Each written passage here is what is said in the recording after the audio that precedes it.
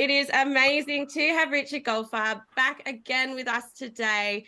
So Rich is an independent consultant to the exploration industry. He's authored more than 280 papers on mineral resources, with now many recognized as the authoritative research work on gold in metamorphic terrains and on aspects of regional metallogeny. That's a tongue twister. Metallogeny. Metallogeny. His studies have focused on global metallogeny, geology of ore deposits in the North American Cordilleran, with emphasis on orogenic gold, gold deposits in China, and geochemical applications to the understanding of ore genesis. So if you did miss his last session on the Great China Gold Resource, definitely go check that out. And it is going to be a lot of fun heading on over to Alaska today as he teaches us all about the growth of Alaska and spatial-temporal evolution of its mineral system. So strap yourselves in. It is going to be an awesome session. Please keep using the chat. We'll open up the floor at the end. And yes, thank you so much, Richard, joining. It's amazing having you here. When we talk about metallogenic provinces around the world, we look at Precambrian cratons. We can look at the Paleozoic metallogenic provinces of Asia, and we see all sorts of different deposits, and we look at them almost as static. What's nice about Alaska is we're looking at an area that is really, really young. It's part of the edge of an active continental margin that formed in recent geologic time. And by studying Alaska, we really can see we're looking at mineral deposits that didn't just form where Alaska is located. They formed at different places all over the globe. And what I want to get across here is we are really looking at amalgamation of many different types of mineral deposits formed in many different places. And that's how we grow a metallogenic province. So now it's moving good. So Alaska formed 150 million years ago as we brought together terranes, arcs, microcontinents, basins.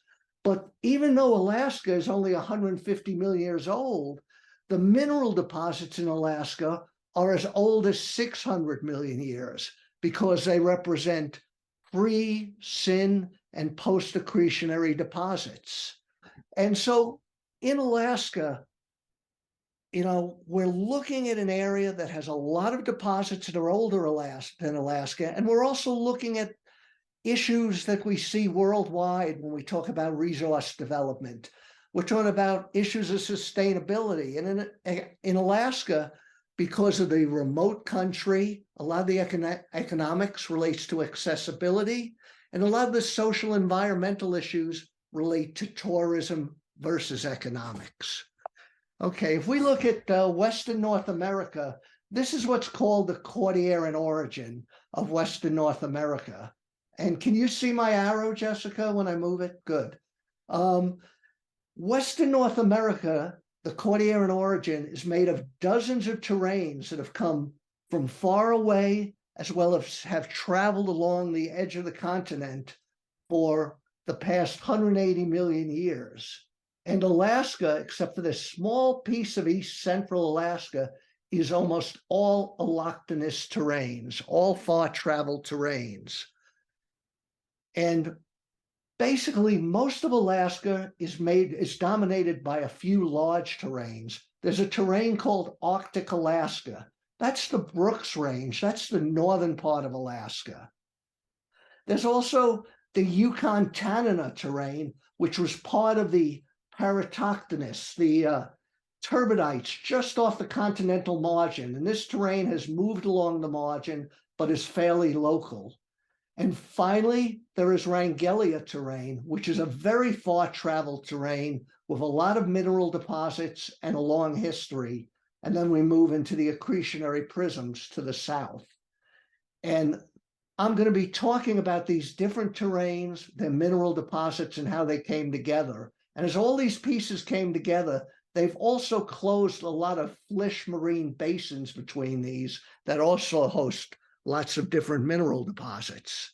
Now, if we look at North America, the North American continent, or Laurentia, is made up of a number of Archean cratons that host Archean gold deposits, whether it's Yellowknife and the Slave Craton, Wyoming Craton, whether it's the great Abitibi deposits, the Superior Craton. A lot of these cratons broke up and came back together in the Paleoproterozoic and in these closing basins such as Trans-Hudson Orogen. We have the great Homestake Paleoproterozoic deposit, but the western margin of North America did not exist at this time. The Cordilleran origin had not happened. We're basically looking at a Precambrian craton. As we move into the Mesoproterozoic, along the southwestern edge of the North American craton, we had a series of terranes accrete between 1.7 and 1.2 billion years ago. They did bring in some VMS deposits, such as the Jerome VMS deposit that we see in Arizona, but we still haven't developed an active margin along Western North America. And in fact, the latest of these terranes is what's called Grenville. And these terranes are on the sort of southern side of Laurentia, basically don't have a lot of mineral deposits, in fact, because they're very deeply eroded. And we've lost any mineral deposits. It would be mid-Proterozoic, early Neoproterozoic in this boring billion time of Earth's history. But things started happening in the Neoproterozoic off Laurentia. Basically, this is the margin of Western North America in the Neoproterozoic and back a little further in the Mesoproterozoic. Along the margin, there are some deposits. There are some IOCG deposits up here in Yukon. There's no Alaska at this time. There's some class CD clastic sedimentary hosted lead, silver, zinc deposits, such as the Sullivan mine down here in British Columbia. These are all along this margin. And it's interesting, the time of these deposits correlate with perhaps the time with some of the IOCGs you have in Australia, some of the CD deposits you might have in Australia. And as we move down the North American margin at the same time, we have some other CD deposits, such as the Coeur d'Alene silver, lead, zinc deposits that are 1.5, 1.4 billion years old, sitting in northern conterminous US. So we have deposits that are similar in age to many of the Mesoproterozoic and early Neoproterozoic deposits of Australia. And that led many people to believe maybe Australia was attached here. Similar geology suggests Australia may have been connected to Laurentia at one time. So here are terranes that got accreted in the Southwest. And it's still a big argument today, what was along Western North America? There are a number of theories that say Australia was connected to Yukon and where Alaska will be eventually. There's some arguments that argue Australia was attached to the Southwest, where we had some VMS deposits that were 1.7 billion years. Other workers have argued Siberia or South China was attached to the Laurentian margin. But whatever was there broke away. It became a rift margin 650 million years ago. We had no Alaska, we had no Canadian Cordillera, but something rifted away. Most workers argue it was Australia, but again, there's still a lot of argument on what it was. So something rifted away, and right after then, we started forming our first mineral deposits. They're actually in what's called the Southern Alexander terrane. They're located now in Southeast Alaska, right up here, and they formed roughly 550 million years ago, before there was Alaska. They formed in what's called the Alexander terrane, which now is here in Southeast Alaska, which beginning in the Neoproterozoic was a terrane, depending on who you ask, based on paleo, more recent paleomag, fossil data, zircon data. These rocks were off Baltica or Siberia, and then slowly translated on a strike-slip system into the Paleo-Pacific. So the oldest deposits, VMS deposits in 600-million-year-old rocks that sit in Southeast Alaska, formed somewhere off the Baltica or Northeast Russia margin way back when, right at the Proterozoic Cambrian border, far from Alaska. Alaska did not exist at the time. Here is Alaska today, and here is where those deposits would be. But all we had off Alaska at this time after the rift was a carbonate platform and shale basins. These deposits, Dave Headley Smith, I noticed, is on here. His company and many other companies have looked at these. These were mined historically back in the early 1900s for their copper and zinc, and they're being looked at again for their base metal mineralization. They've been overprinted once they became part of North America by amphibolite facies metamorphism, deformed, things are moved around. But these are 565-million-year-old deposits that formed far from Alaska, but they are the oldest deposits in Alaska today. If we take that terrain called Alexander, and it strike slipped along this Arctic margin, and paleomag and fossil data still shows Alexander was in the northern part of the Pacific, the Arctic region, as late as Triassic. In the Triassic, this Alexander terrain, which now is a large part of coastal Alaska, combined with two other terrains called Wrangellia and Peninsula to form the Wrangellia superterrane or Wrangellia microcontinent. When that happened, we had interrock rifting, and we formed a whole belt of massive sulfides for 400 kilometers in this Alexander terrain, which go from Windy Craggy, which is just over the border from Alaska today in British Columbia, to Greens Creek, to other massive sulfides that now stretch for 400 kilometers. In these same rocks, we also have those 550-million-year-old massive sulfides that formed near Russia. We don't know exactly where these were. They were in the Arctic, and they were somewhere far from North America. Also, at the same time that we formed these 210-year-old massive sulfides somewhere far from Laurentia, we also have a series of subaerial basalts come out in Wrangellia just earlier. And just keep those in mind, the Nikolaya greenstones here that are in Wrangellia, they actually were led to the formation of the Kennecott Copper Company that now has the Bigham Copper Mine out here in Utah. So a lot of interesting things happening, a long belt of massive sulfides, and who knows where? We're far from Alaska. Alaska doesn't exist at this time. Greens Creek, the massive sulfide in the middle of the belt, is the US's largest silver producer. It sits between some argillite and phyllite. It's almost, you can almost look at it as in between a CD deposit and a massive sulfide. The footwall is actually Carboniferous phyllite, and then we have the late Triassic host rocks that are the same age for these ore bodies. It's called phyllite, but it's a fuchsite schist and serpentinite, and it's probably some sort of mafic volcanics. And Greens Creek is still active. It's in a back arc environment. It's highly deformed because eventually it collided with North America. And one thing that's significant and show how things work, it's sort of off the beam track of the tourist boats in Southeast Alaska. And so it's an inholding within the Admiralty Island National Monument. So it shows you very well how you can have multiple use of a world-class mine and a beautiful national monument coexisting without problems in this part of Alaska. Basically, it's sort of a replacement style VMS. A lot of these formed below the seafloor. It's somewhere in between a VMS and a CD type deposit, most workers on Greens Creek say.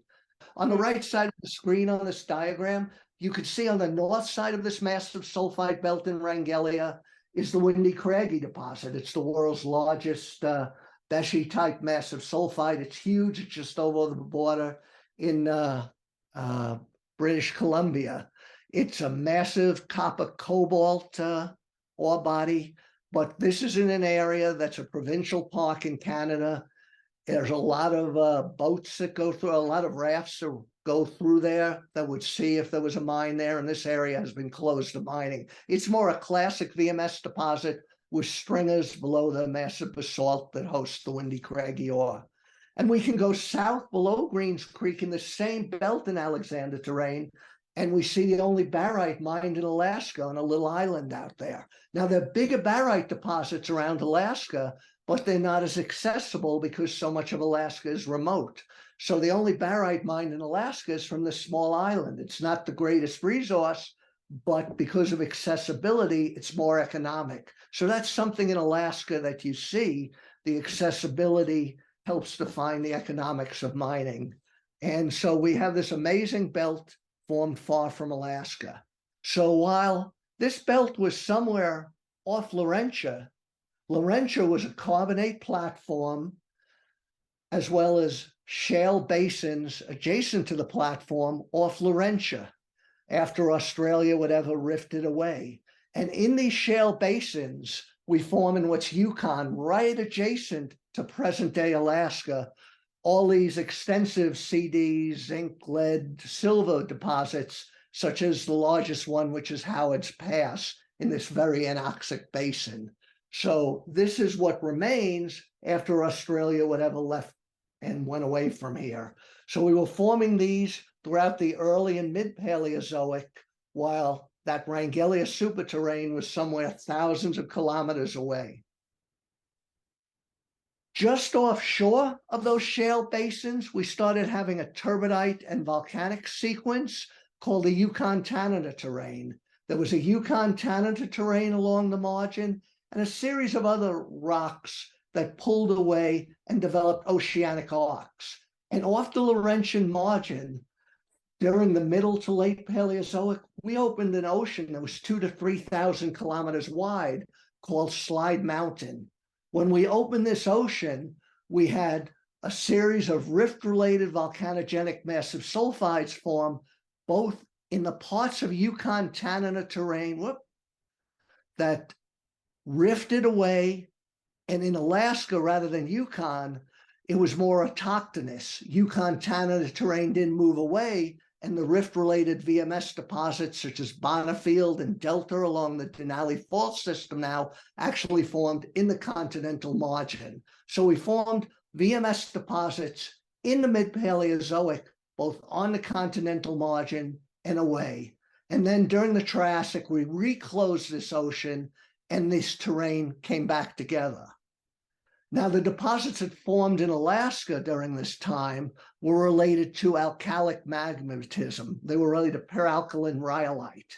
And those deposits that are related to peralkaline rhyolite that I can't see under everybody's big heads here, but they tend to be smaller massive sulfides, while those that formed in oceanic arcs that rifted away and were more classic alkaline massive sulfides were larger and came back as part of Yukon when we closed that ocean.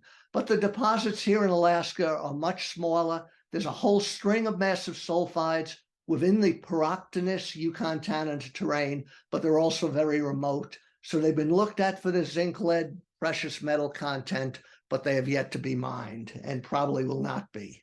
While all this was happening, okay, we're talking about shit happening on the continental margin. We're talking about a microcontinent. Somewhere over here on the left was that Wrangellia microcontinent with those Neoproterozoic and those Triassic VMSs. And at the same time, there's this terrain called Arctic Alaska, AA here. This terrain, Arctic Alaska, began its life somewhere near Baltica in the Neoproterozoic, and it sort of moved its way across to northern Greenland. And in the late Paleozoic, it was on northern Greenland.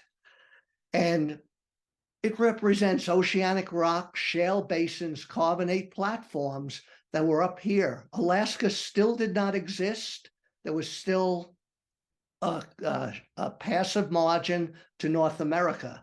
But Arctic Alaska, its history that we'll talk about a little later, actually, we had a rotation of Arctic Alaska terrain.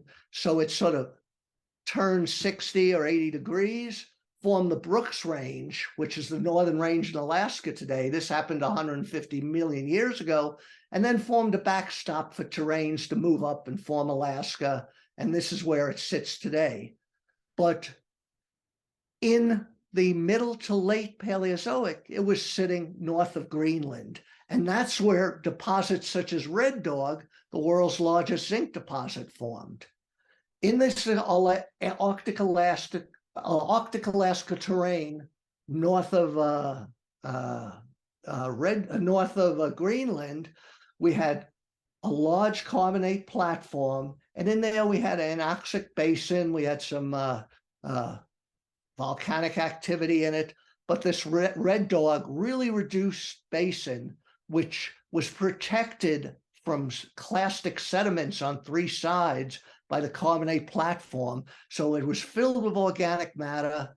You generated brines in the shallow water carbonates, and we formed this giant CD deposit called Red Dog, as well as other deposits with fluids in these black shale basins. There's been a lot of work on these, special issue of Economic Geology by Dave Leach, Karen Kelly, and many of their colleagues over the years here. Red Dog represents a sub-seafloor replacement. That's about 340 million years ago. It's what people used to call SEDEX deposits, but as workers have shown, much of the mineralization reflects replacement-style mineralization that you see here, such as at the giant Red Dog deposit that formed somewhere off Greenland in the late Paleozoic. And a lot of papers published on the model. This is a slide from Dave Leach showing how you have brine influx, metal extraction from the basement, fluids moving up and depositing the silver, lead, zinc ore, mainly as replacement of carbonate turbidites. So not only Red Dog, but throughout the Western Brooks Range for hundreds of kilometers, we form all these small silver, lead, zinc, CD-type deposits. In fact, many of these would be mined elsewhere in the world, but this is a pretty remote area, and unless it's a world-class deposit, it's not going to be economic. Also, throughout this area, you wander through the Brooks Range, there's massive hills of massive carboniferous barite in the chert and limestone. Some of the mineralization is pre-Red Dog, and you see it below some of the, Red Dog mineralization, and others are just scattered throughout the Western Brooks Range, but they are not mined. Again, they're formed somewhere off Greenland. If we get into the carbonate platform, we can look at what's called Ruby Creek bornite. It's a copper zinc with a lot of cobalt, so it's got a lot of interest recently. Carbonate replacement deposit. It's near volcanic activity, adjacent to the carbonate platform. It has the same age as the volcanics. It's about 30, 35 million years actually older than the CD silver, lead, zinc deposits. And it's being looked at as something potentially economic. The chalcopyrite and bornite were always something that was significant. Murray Hintzman described a lot of this. He had studied this for many years.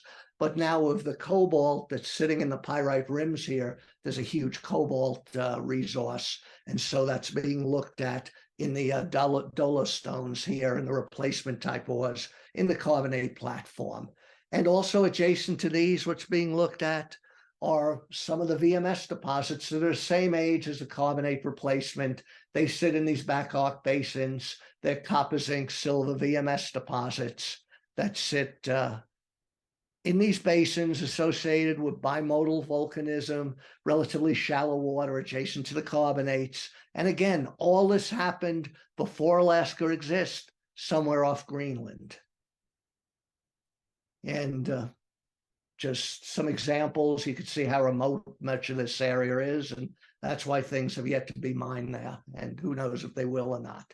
So now let's move up in time. We were talking about the Triassic and how these subaerial volcanics you see here formed somewhere off North America in the Triassic.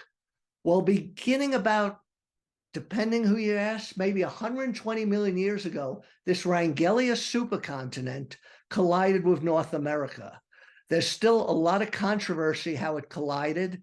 Did it collide with those arcs that they all didn't reattach to North America, but some were still off in North America? Or did it just attach with North America, actually somewhere off Baja, California? It's called the Baja-Wrangellia connection.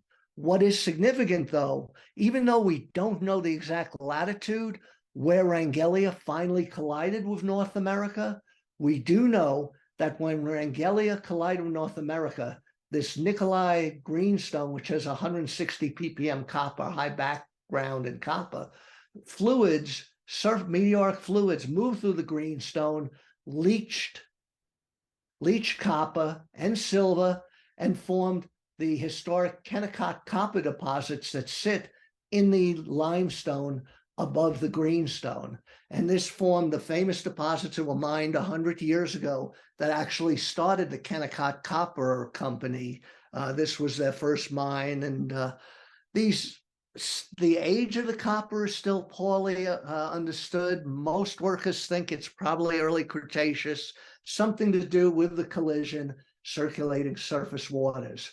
But again, this is the greenstone that formed far away over here from North America in the Arctic, traveled down here. Perhaps the arguments are 800 to 1,500 kilometers of sinistral strike slip up to mid-Cretaceous, bringing Wrangellia from the Arctic to somewhere off Baja, California. And so we have our Kennecott deposits. Also, the northern edge of this Wrangellia terrain, we started closing it with the continent. We started having subduction, and we started forming a belt of porphyry deposits, probably somewhere to the south, as far south as Baja, and maybe Wrangellia reached as far north as Vancouver. The northern part of these arcs is actually the giant Pebble copper deposit that we now see in southwest Alaska. But Pebble, the best guess looking at all the reconstructions from Paleomag, is Pebble probably formed somewhere off Vancouver.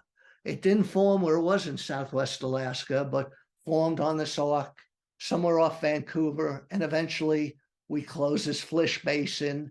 And beginning about 100 million years, we have about 1,000 kilometers of strike slip on the Denali, Tintina, and related faults, and Wrangellia moves up the margin to south central Alaska and now stretches from near as far north as Anchorage to as far down as Vancouver. This whole terrain slid up there. So you can see even getting deposits as young as Pebble did not form in their present location. So it's a real amalgamation of things from many different places that put these deposits we see in Alaska together. This belt of porphyries that formed, Pebble was the furthest north, and there's a whole series of porphyries that formed over 25 million years within this Wrangellia terrain, somewhere off the North American margin. And in the early Cretaceous, this terrain moved far south to Baja, and in the middle Cretaceous, with the splitting of the Farallon plate, it started moving north and up to its present location, which we see here today. The more southern porphyry deposits are now exposed in east central Alaska. They've been looked at for a while, but a lot of these are in scenic areas. Some are near national parks or in Wrangell St. Elias Park. Some are very remote. Some, the copper grades are just not there and the precious metals aren't high enough. But some of these over here, such as Pebble, have been looked at as major resources, but Pebble is the world's largest copper plus gold porphyry, but because of various political things, I may not have time to get into it. I'll try at the end. Pebble looks like, at least the present, it's closed to mining. But you can see how all these deposits have formed far to the south, now a part of the Wrangellia terrain that sits furthest to the north. And here you can see Pebble, you can see the immense size of it today. If you look where Pebble is, you couldn't pick a better place to find a world-class deposit. Pebble actually sits in sort of a swamp between two beautiful national parks, but Pebble itself is sort of in a swamp.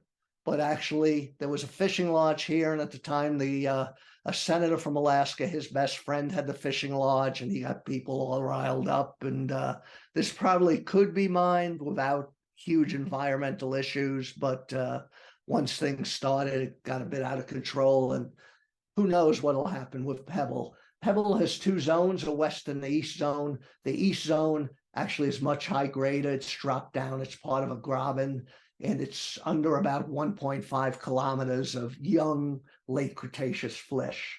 But it's an incredible deposit with basically two giant ore bodies.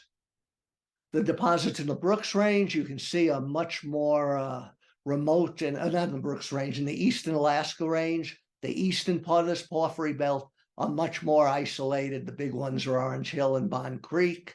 You can see the largest one, Orange Hill, what the copper and gold grades are, but pretty isolated, and these probably won't be mined during our lifetime. Some of these porphyries actually intrude some carbonates, and they've actually been mined historically for their copper and gold.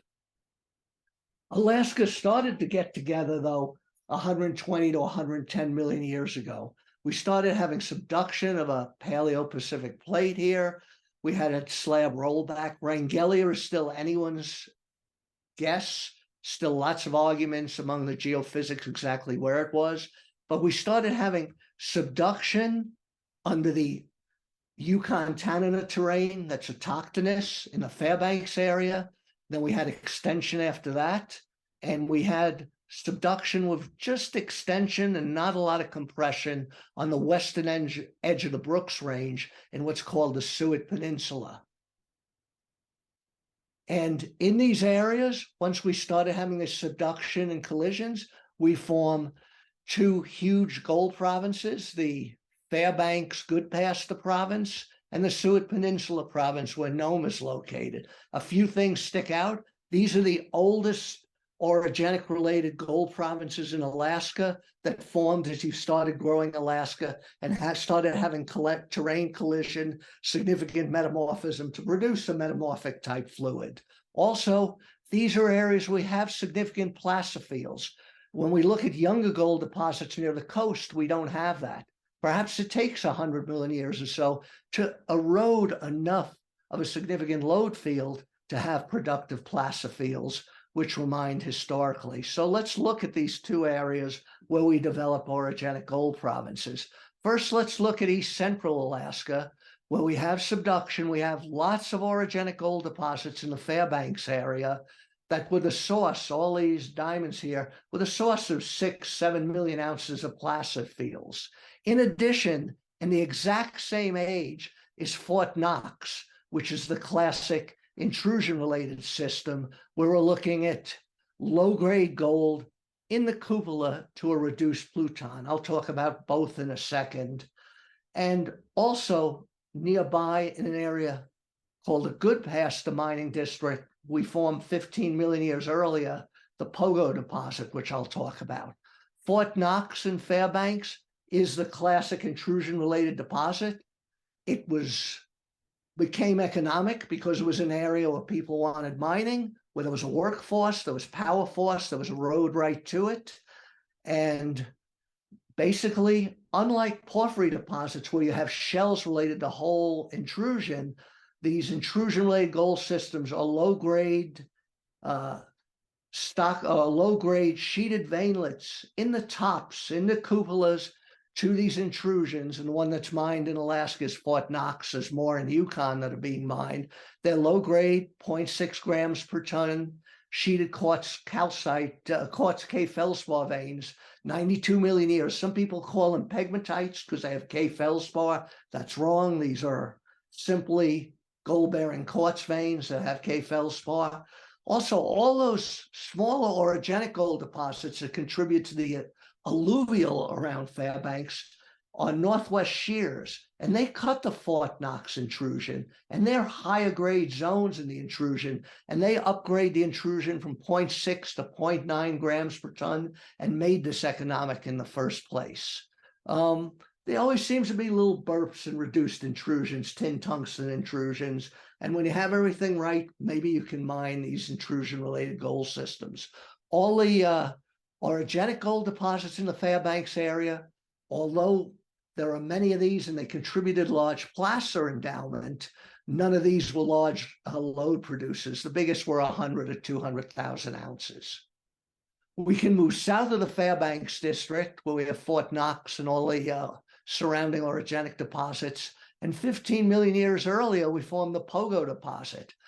Metamorphism is 116 million years. The rocks, the green schist amphibolite facies metamorphism.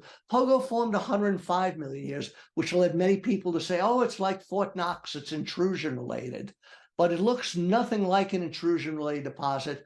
It looks like an orogenic gold deposit. Most workers, Dan McCoy, Tim Baker, et cetera, from fluid inclusion work show it formed at 10 to 12 kilometers. Some of the USGS work is sketchy. This doesn't look like an epithermal deposit to me. So it formed deep. At 10 to 12 kilometers, fluid stays in a melt. It's miscible. So it can't be intrusion related because you would not lose fluid. You would not lose gold from a melt. So it must somehow be metamorphic in origin. Probably the best argument is we were subducting those flysch basins below uprising Yukon Tanana at 105 million years. So even though these rocks were metamorphosed, the rocks going underneath were water, marine-rich sediments, and would be the source of fluids and melts. And to me, that makes the most sense. And in fact, people look at these northeast faults between Tintina and Denali and say, those control Pogo. But those faults began forming after Pogo, when there was differential movement between Tintina and Denali. So these cross faults are younger than Pogo. Pogo sits on what looks like a northwest structure. There's a series of northwest structures that control a whole series of intrusions here. And you go into the adjacent Yukon. This is from Catherine McWilliams, PhD at MDRU. And even the deposits here have the same age, 105 million years as Pogo. So I think we're looking at a belt of sheared margins to plutons that go from Pogo into Yukon and relate to subduction of oceanic rocks under here. Certainly Pogo's deep. The deposits in the Yukon are shallow examples, sort of epizonal deposits, lots of brecciation and stockworks. So just at the same time as we were starting to close the basins here with collisions, subduction, abduction of oceanic rocks, and closing oceanic margin oceans. So we have a lot of ophelites in here. Before in Yukon Tanana, we have the gold. In the Brooks Range, we abducted oceanic rocks as the Brooks Range or Arctic Alaska terrain slid down and we opened the Canada Basin.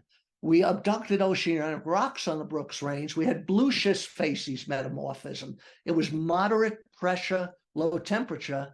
We had very little magmatism and we had no orogenic gold. We did form in the Eastern Brooks Range. We had some arc-related intrusions that have some porphyry mineralization out here. Ross Lodge and others from some companies have been up there looking at these. But generally, outside that Devonian subduction, which was somewhere over here, when we had this 170 to 130 million years start to form the backstop to Alaska, we actually do not have any magmatism or gold formation. But once that slab started rolling back at 110 million years, we started opening all these extensional fractures throughout the western part of the Brooks Range called the Seward Peninsula. And throughout here, we have all these small orogenic gold deposits. The biggest one mined was 27,000 ounces though, big hurrah. They tried mining a series of these with open pits, but those failed. But what we have here is great geomorphology, and we concentrate a lot of the small alluvial deposits here in the river, and we have glaciers that also bring a lot of this gold down to the coast. We also have no large faults. That's why even though we have so much gold being created here, it's not focused into large fault systems. So we may have tens of millions of ounces of gold here, like we do in many placer districts, but that are not productive for lodes because we don't have the big structures. But with the right geomorphology, more than 1 million ounces of gold could be recovered in the gold rush in the early 1900s from the rivers, and more than 6 million ounces of gold were recovered from the beaches of Nome. And you probably see on TV these crazy guys going out there in winter, diving in the ocean and looking for the rest of the gold that went off the ocean. By about 75 million years ago, this is what Alaska looked like. It was really all coming together. Wrangellia was up here. We were closing all these flysch basins. And one flysch basin we were closing in here in Southwest Alaska was called the Kuskokwim Flysch Basin. Now, many of you may have heard the terminology Tintina Gold Belt, and that includes the Kuskokwim District, the Fairbanks deposits, Pogo deposits, a bunch of VMSs here with gold and some scones with gold. Basically, Tintina Gold Belt is basically a promotional name. It just takes all the area between Tintina and Denali Fault systems and lumped everything together, different ages, different deposit types. And so maybe you can call it a metallogenic province or a gold belt, but there's no relationship in time and space or deposit types through what's the Tintina Gold Belt. But what's significant is we had the shallow Kuskokwim Basin start to close at 80 and 70 million years ago, and we started forming shallow level deposits. Throughout this basin are Alaska's largest mercury and antimony deposits. The largest mine is Red Devil. This is the Kuskokwim Basin. It's about 10 kilometers thick of locally organic rich rocks that were metamorphosed, at least at the surface, to very low metamorphic grade. It was filled at 95 to 77 million years, and all these silica carbonate type mercury antimony deposits were mined many years ago, and there's still crazies out there. One guy cooked his partner in this oven. When you go out to mercury mines in Alaska, it's always dangerous because people had too much mercury and they all have guns, and well, that's Alaska. But anyway, these shallow epizonal deposits formed at about 70 million years ago. When we first went out there, they were just called epithermal mercury antimony deposits. But we started studying these, and all the fluids inclusions in the quartz were filled with CO2. You don't see that in epithermal world. And all the silica here had oxygen isotopes of plus 25, plus 30. Those would mean the fluid was plus 10, plus 12. You don't see that in epithermal deposits. You see that in orogenic deposits. And that led us to say, hey, maybe these are the tops to orogenic gold deposits or shallow orogenic gold deposits. Now, one of these was called Snow Gulch. It was a historic mined antimony deposit. It sits where a series of regional folds intersects a second-order strand to the Denali Fault system, and where you have a large jog in it. And once this was drilled by a number of companies, it became the Donlin Creek gold deposit, which now is recognized as a 35, 40 million ounce gold resource. It basically sits in a series of sills and dikes and hornfells. The magmatism is about 3 million years old, older than the gold deposits. And there are a series of small, shallow, brittle stockworks and veinlets that have silica carbonate sericite alteration with gold because it's low temperature, refractory, and arsenopyrite. Everything is these small stockwork veins. Some people actually, besides epithermal, call these Carlin-type deposits because there's some realgar and orpiment. They're nothing like Carlin-type deposits. They're just low temperature orogenic gold deposits. And again, what's unique about these? They all have CO2 in the fluid inclusions. The sulfur isotopes are all -10, -15. They represent sulfur coming from the basin. All the magmatism out there is I-type magmatism. It should be 0 plus or -3. There's no doubt the sulfides, the stibnite and associated sulfides, they have to be related to metamorphism deeper in the basin. So this is a shallow epizonal orogenic gold deposit. And what's important about that, you recognize that, massive cinnabar deposits may be too shallow. They may be 2-3 kilometers above a gold zone. They may have formed at 150 degrees. But deposits like Donlin Creek that are 220 degrees, they may be massive stibnite, and if they have traces of gold, they may represent the top levels to epizonal orogenic gold systems. That's something else we have learned from our work in Alaska over the years. Finally, let's get down into the tertiary and look at the accretionary prism of Alaska. Here's our Yukon-Tanana terrain and our Wrangellia terrain. Here's the Brooks Range. We just talked about the Kuskokwim Basin here. But we started accreting accretionary prisms in the last 60 million years. And we formed gold deposits in what I would call the inner forerock, a couple of 100 kilometers inward from the subduction zone, and the outer forerock or accretionary prism. So let's look at these deposits. The inner forerock is characterized by deposits such as the Juneau Gold Belt in southeast Alaska. And this is a similar scenario you see in subduction-related margins all around the world. We can see this in the Americas. We can look at California and the Sierra Batholith in the foothills there. We can look at the Segovia Batholith in the Colombia. We can look at the Pataz Batholith in Peru. Orogenic gold deposits love strike-slip margins to subduction-related batholith. Here's the subduction-related coast batholith. Here's the Juneau Gold Belt stretching for 200 kilometers from Kensington to Sum Dum Chief in southeast Alaska. And the two largest historic gold deposits in Alaska, Alaska-Juneau, built on mine tilings here in Juneau, sit just up this valley behind Juneau, and the old Treadwell mines sit on the other side of this structure here in the rainforest of Douglas Island.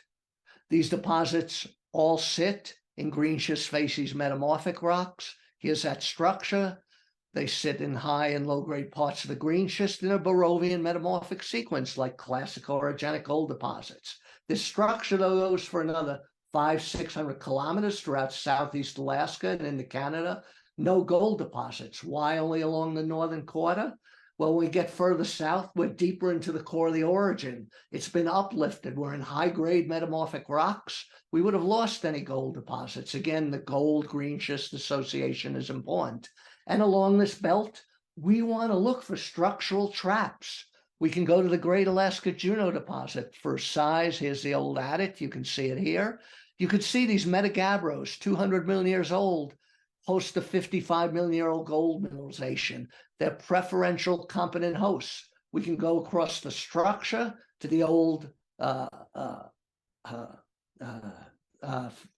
flooded Treadwell mines, another 3 million ounces on this side that were mined historically. Here we have metasediments, volcaniclastic. We have a Monzo diorite dike here that's 91 million years old, and the 3 million ounces of recovered gold were all in this sulfidized, carbonatized albitite dike.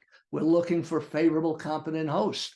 We go north end of the belt today where Core Mines is mining the Kensington deposit. And again, it's sitting in a diorite that is older, yet the deposits fill shear veins and extensional veins, and they're 50 million years older than the competent host. And what's also interesting about Kensington is 90% of the resource is present as calaverite. So now the company's looking at also recovering the tellurium.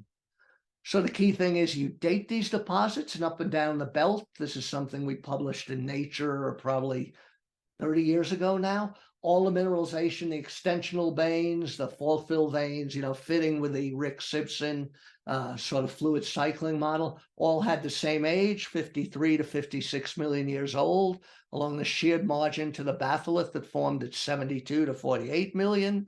But what also happened, 56 to 55 million years old, we had major changes in plate motion from compression to strike slip. That leads to uplift. That leads in relative reduction of rock pressure to fluid pressure, leads to hydrofracturing, formation of veins at 55 million years, and uplift of the gold belt. So major changes in plate motion. Something else we learn in Alaska now is something that we can apply all the way back through Earth's history, and that's been documented in the California gold fields in eastern China. It's been documented in eastern Asia, the great Paleozoic belts there, and all the way back to Durand and DeWitt and the Barberton and the Mesoarchean of southern Africa. In fact, we can trace this inner forerock gold deposits up to the large Willow Creek deposits. If any of you ever north of Anchorage, it's a historic gold mining park worth looking at, where 1 million ounces of gold was taken from the Independence mine and then gold from some of the other mines. And the gold deposits actually sit along a second order strand in the margin of the subduction-related batholith itself. And these rocks are 67 million years, and the age of the gold deposits are also 67 million years. They overlap in age, and that doesn't make these magmatic. It's saying magmatism and metamorphism overlap. You start forming these competent igneous rocks, they start uplifting, and you fracture the margin of the batholiths, and you form these almost at the same time.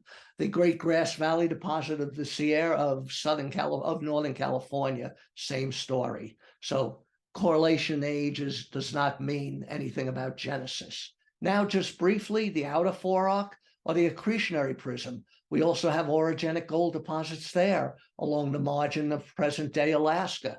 And normally you wouldn't look at an accretionary prism and think you'd have orogenic gold. Usually there's no plutons in it. It's blue schist metamorphism. There's no temperature. So you're not cooking up the rocks enough to form a metamorphic fluid. You go to blue schist terrains like off Japan, you're not going to form orogenic gold. But if we look at the margin of present-day Alaska, for 2,000 kilometers along the Gulf of Alaska, we have shear zones with orogenic gold, 1 million ounces here in Chichikov, and we have granites that you can see poking out here in the accretionary prism in the water, and we have lots of small saddle reef type orogenic gold deposits. So what's different about the southern Alaska orogenic deposits? Actually, this is what got me studying gold in the early 1980s. I was starting to do a stream and glacial moraine sediment, collected 5,000 samples out here, and all these areas might have 200-300 samples with gold, in between nothing. All the gold was in the green schist facies. The same time I was collecting samples for sediments, someone was making, Marty Miller, she was making the first metamorphic map of this 2,000 kilometers of southern Alaska. And in the lower grade rocks closer to the margin and the higher grade rocks further inland, there wasn't a hint of gold. And at the same time, even though Phanerozoic deposits were not related to metamorphism, the first metamorphic models were coming out by David Groves and Neil Phillips there in the Yilgarn of Western Australia, Fife and Kerrich in Canada. And we said, hell, this is the same thing happening here. These must be related to metamorphic processes, and led us to the metamorphic model in southern Alaska. We looked at the ages of these, and they range from 60 million years on Kodiak Island to 50 million years along Chichagof Island here to the southeast. And before the coeval bending of, or the bending of Alaska, the coast of Alaska went northwest to southeast. So these ages decreased over 10 million years. And we can see the same for the plutons. The igneous rocks in the accretionary prism decreased for 10 million years. And there's a distinct pattern you can't argue with that's real. And because this is a young part of the Pacific, we can see that what happened was we were subducting a spreading ridge between plates under the margin. So rather than just where we have heat by crustal thickening 200 kilometers in the inner forearc, this blue schist, typical blue schist facies rocks, so it has a blowtorch from underneath. We metamorphose the rocks, we heat the rocks, we form magmas and granites, we form metamorphic fluids and gold deposits, and this subductioning of the spreading ridge is why we have orogenic gold deposits along the accretionary prism of Alaska. So what we want to learn here from Alaska is we can have crustal thickening, hot rocks thrust over cold rocks and form orogenic gold. We have spreading ridge, spreading a window to the mantle. And in fact, we can have crustal thickening, we can have ridge subduction, we can have slab rollback and extension like we had in Nome, thinning the crust and heating it. Maybe in the Precambrian mantle plume events are important. What we learned from Alaska is that you just can't have one model for orogenic gold anywhere. We know the fluids and metals come from heating of crustal rocks, but every orogenic belt or every orogenic belt in a metallogenic province or a region is going to have its own thermal history. The key is heating rocks for the first time through the green schist amphibolite boundary.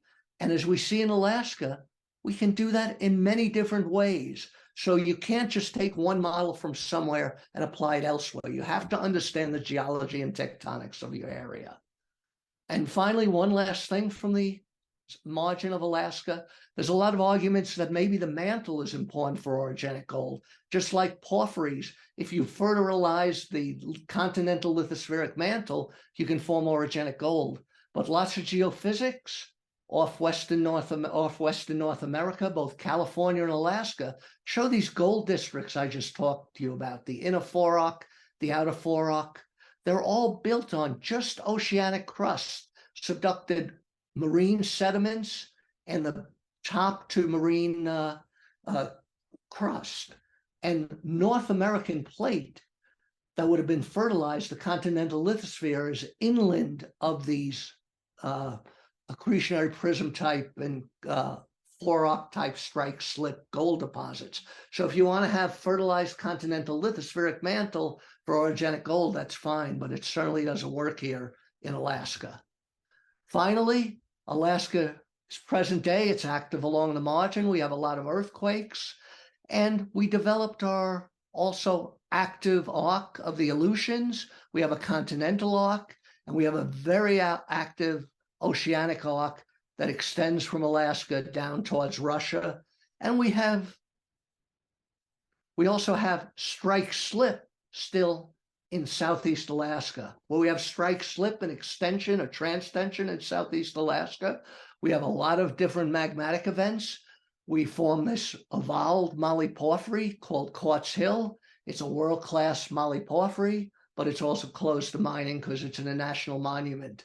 Similar, the U.S.'s largest nickel deposit is associated with gabbroic bodies sitting in Glacier Bay National Park in view of the tour boats. And so for the present, that certainly will be locked up. And if we go down, leave Southeast Alaska strike slips and go here to the Aleutian Peninsula, we've had a lot of young volcanic activity. There's young porphyry potential, but the weather here is pretty crappy, to say the least.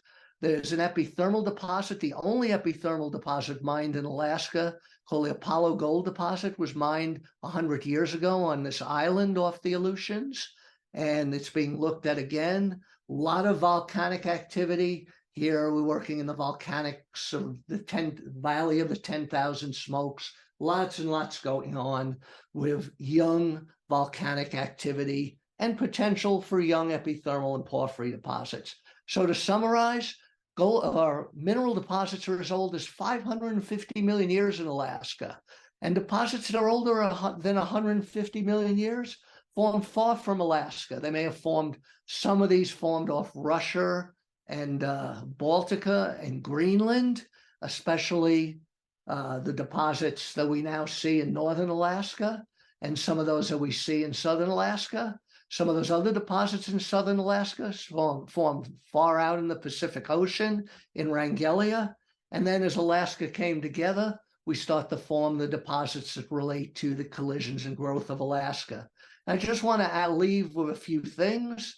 You know, depending where Alaska is, or where you are in Alaska, may make things economic or not economic. For example, Red Dog in the Brooks Range, the world's largest zinc deposit. It's in an area where you don't get a lot of tourism, where the company Teck Minerals did a great job working with the Native Corporation, where early background and baseline information by Teck showed, yeah, the creek below the deposit was already red and pH 1, and that has nothing to do with the mining that's going to happen eventually, though Teck did clean it up and put fish in there just to make everybody happy. So depending where it is, Red Dog or Fort Knox, near Fairbanks, where you don't get as much tourism, things work out there well. But here's Alaska-Juneau. There's at least 3-4 million ounces on each side of these still here. But the problem is, Juneau now makes a lot of money from tourism, and the local people thought it was better to have tourism here than mining. So based on the area, you get a lot of tourists, even though there's huge potential here, mining doesn't exist. Even though Juneau is built on mine tailings and a few other things that stick out. One of the arguments against mining was that sedimentation from the mine would hurt the salmon run in the channel, while the glaciers north and south of town in one day would put more sediment in the channel than the life of the mine. The other argument was this valley above Juneau is unique. It has one of the only deciduous forests in all of southeast Alaska. Everything else is conifers. The reason it's a deciduous forest up here was the trees were cut down when mining happened in the first half of the 1900s, and the first trees to go back are deciduous. But tourism went out, and so this area is not being mined. And the same at Pebble. You know, will Pebble ever be mined? It's the world's largest granite-hosted gold deposit. But, you know, there's arguments about the salmon and can it be done successfully without hurting the salmon 20 kilometers down basin? Probably it can be done successfully, but because the senator's friend had a fishing lodge, it started things rolling, and half the native corporations like the idea of the mine and the jobs and half don't. And so we're sort of at a standstill here. So anyway, that's sort of what we learned from Alaska, and I probably exceeded my time quite a bit, but I think it tells you a lot about how mineral deposits form in active margins and how we go from there. So thanks a lot, and I can bring back, oh, there you're back now. So I'm glad to answer any questions and arm wave and make up any other stories that people want to hear. That was brilliant. Thank you so much, Rich. That was, it was amazing having you back. So thank you so much. It seems like a beautiful and fascinating place. So you're very lucky to have spent so much time there. It looks amazing. It was a great part of my life. I was young. I could deal with anything. It was before a lot of the tourism hit, so the bars were great. They'd have rock and roll music till 5 a.m. And you'd be in there and you'd wonder, will I get shot? Will I get knifed? This is too much fun to leave, though. I'm taking my life in my hands. It was just a great time to be in Alaska. That's amazing.